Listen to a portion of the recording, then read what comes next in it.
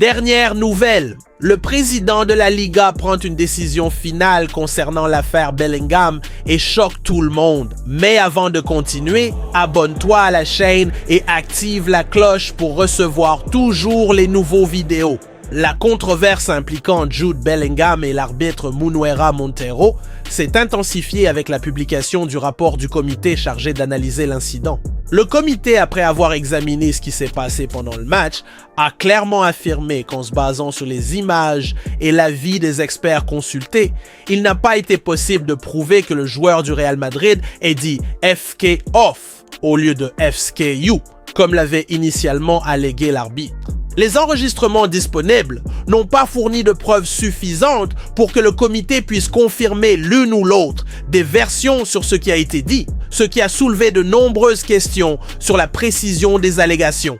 Toutefois, le comité a décidé de suivre le rapport de l'arbitre comme étant vrai, sans une enquête plus approfondie qui aurait pu mener à une conclusion plus définitive.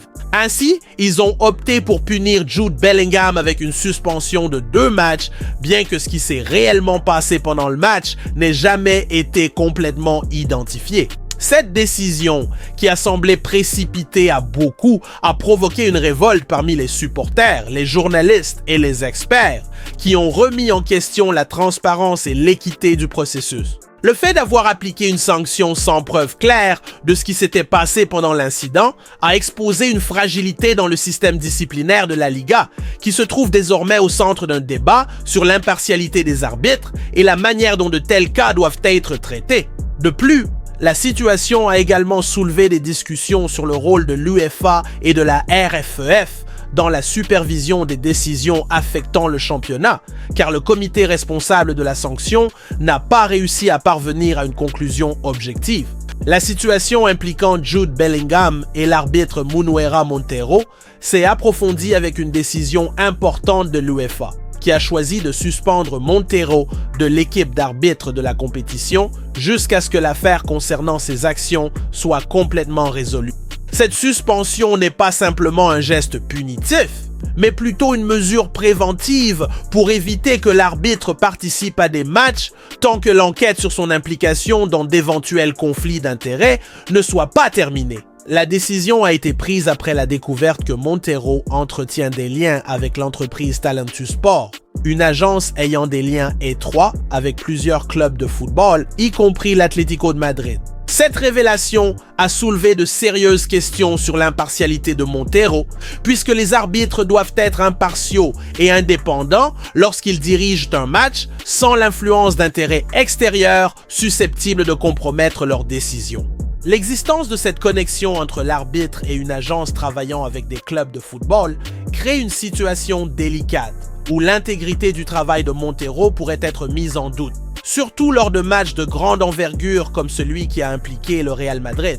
Cette connexion avec l'Atlético de Madrid et d'autres clubs de la Liga a suscité une vague de spéculation, beaucoup se demandant si, à un moment critique, l'arbitre aurait pu être influencé par ses relations avec ces entités, affectant directement ses décisions pendant les matchs. Ce scénario est particulièrement problématique pour la Liga, qui fait face à une série de questions relatives à la crédibilité de l'arbitrage ces derniers temps. L'enquête menée par la RFEF, Real Federación Española de Football, se concentre sur l'analyse de savoir si les liens de Montero avec Talentus Sport créent un conflit d'intérêts incompatible avec ses responsabilités d'arbitre. Si l'on prouve que ses actions ont été influencées par ces relations, les conséquences pourraient être sévères. Les sanctions peuvent aller d'une amende importante, pouvant atteindre jusqu'à 100 000 € à une disqualification du corps arbitral pendant une période allant jusqu'à 5 ans, selon le degré d'implication de Montero dans les questions enquêtées. Ainsi, cette enquête ne porte pas seulement sur l'incident spécifique impliquant Bellingham, mais sur la nécessité urgente de revoir les processus de sélection et de suivi des arbitres pour garantir que le football soit joué de manière juste et sans aucune influence extérieure. La RFEF qui dirige cette enquête est sous pression pour démontrer qu'elle traite cette affaire avec sérieux. en prenant des mesures pour éviter que de telles situations ne se reproduisent et pour restaurer la confiance du public et des clubs dans l'arbitrage de la Liga. La suspension temporaire de Munuera Montero est une mesure visant à garantir qu'aucun autre match ne soit influencé pendant que l'affaire est étudiée. Cela montre une tentative de responsabilité de la part de l'UEFA et de la RFEF. Mais cela met également en lumière la nécessité de réformes plus profondes dans le système d'arbitrage de la Liga. Les enquêtes sur les conflits d'intérêts pourraient révéler des problèmes encore plus complexes, impliquant potentiellement d'autres arbitres ou individus ayant des liens avec des clubs influents. La communauté du football garde un œil sur l'évolution de cette affaire car elle pourrait marquer un tournant dans la manière dont l'arbitrage est traité dans des championnats majeurs comme la Liga. L'impact de l'affaire impliquant Jude Bellingham et l'arbitre Munuera Montero a généré une vague de réactions au sein et en dehors de la communauté du football, reflétant les profondes implications que la décision a pour la Liga, ses clubs, ses joueurs et ses supporters. La suspension de Bellingham, alliée à l'enquête sur l'arbitre et à la spéculation concernant ses liens avec Talentus Sport, a mis en évidence de graves défaillances dans le système d'arbitrage de la compétition. Pour beaucoup, cet incident n'est pas seulement un cas isolé, mais un symptôme de problèmes structurels plus profonds, notamment lorsqu'on considère la manière dont la Liga a géré les questions d'impartialité des arbitres. Le fait qu'un joueur soit puni sans qu'il y ait de preuves concluantes sur ce qui a réellement été dit pendant la partie a alimenté un sentiment d'injustice, beaucoup affirmant que les autorités de la Liga sont plus préoccupées par des réponses rapides que par la garantie que les décisions soient basées sur des preuves concrètes. Cet épisode a généré une énorme insatisfaction parmi les supporters, qui pour la plupart considèrent l'incident comme un reflet des défaillances du processus disciplinaire et de la gestion de la compétition. L'indignation dépasse les frontières des fans du Real Madrid, beaucoup soutenant que la Liga a montré une tendance à favoriser certains clubs ou intérêts plutôt qu'à être vraiment juste envers tous les acteurs impliqués. Les critiques soulignent qu'en ne questionnant pas plus profondément ce que Bellingham a dit et en appliquant une sanction sans preuve évidente, la Ligue a non seulement nui aux joueurs mais aussi affaibli la confiance du public dans les décisions arbitraires. Le sentiment que les autorités de la Liga ne font pas assez pour garantir un championnat juste et impartial grandit. Certains suggérant que le manque de transparence dans les processus disciplinaires pourrait miner la crédibilité de la compétition. Cela se renforce avec la découverte des liens de Munuera Montero avec Talentus Sport, une agence ayant des relations avec plusieurs clubs, dont l'Atlético de Madrid. La pression sur la Liga, par conséquent, ne réside pas seulement dans la résolution du cas Bellingham, mais aussi dans la démonstration que le championnat ne sera pas manipulé par des questions extérieures, influençant les décisions sur le terrain. Pour beaucoup, c'est le moment pour la Ligue de se réinventer et de garantir que toute allégation de partialité ou de favoritisme soit traitée de manière rigoureuse, transparente et sans hésitation. De plus, les implications de cet incident vont bien au-delà du terrain, affectant l'image même de la Liga, l'une des plus grandes et des plus suivies ligues de football au monde. Les supporters, en particulier les plus critiques, se demandent comment une compétition d'une telle importance peut permettre que de telles questions d'éthique et d'intégrité apparaissent de manière aussi flagrante. La réaction publique suggère que la Liga a besoin d'une refonte en ce qui concerne la manière dont les arbitres sont choisis, comment leurs actions sont surveillées et peut-être comment les comités responsables de ces décisions fonctionnent. Les sanctions appliquées à Jude Bellingham et l'enquête sur Montero accentuent le sentiment que le système nécessite plus de rigueur et que des décisions aussi impactantes ne peuvent pas être basées uniquement sur des suppositions ou des interprétations personnelles d'un arbitre. La Liga se trouve donc à un carrefour. Soit elle résout ce cas de manière exemplaire, avec une transparence et une impartialité totale, soit elle risque de voir sa réputation et son statut de l'une des meilleures ligues de football au monde mise en péril.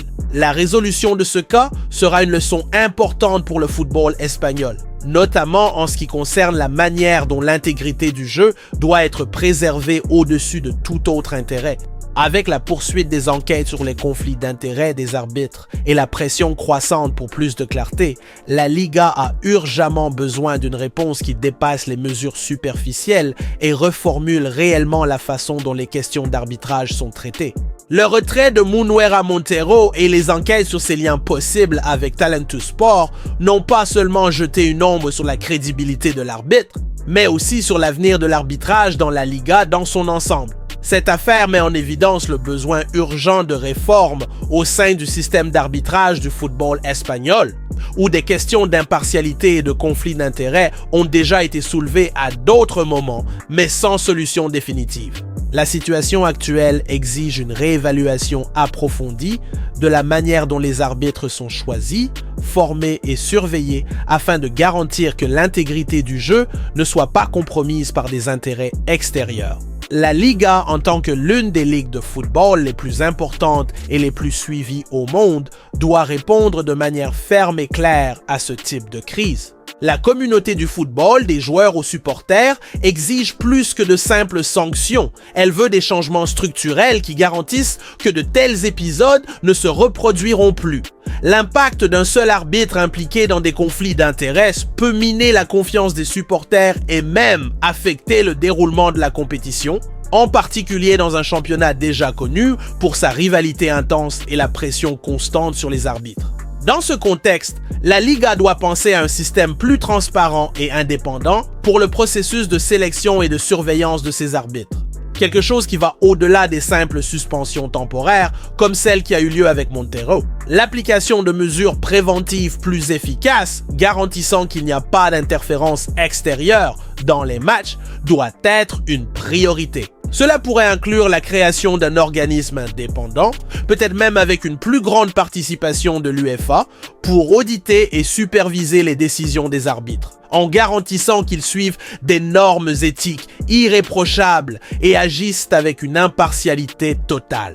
De plus, il est essentiel que la Liga adopte des mécanismes de contrôle plus rigoureux sur les relations commerciales possibles des arbitres avec des clubs et des agents afin d'éviter que des intérêts financiers ou personnels influencent leurs décisions. Dans un scénario idéal, la transparence de ces relations aiderait à renforcer la confiance des supporters dans le processus d'arbitrage, en rendant clair que toute suspicion de partialité sera enquêtée de manière sérieuse et implacable. Cela protégerait non seulement l'intégrité des compétitions, mais garantirait également que des joueurs comme Jude Bellingham ne soient pas punis sans une base solide pour la décision.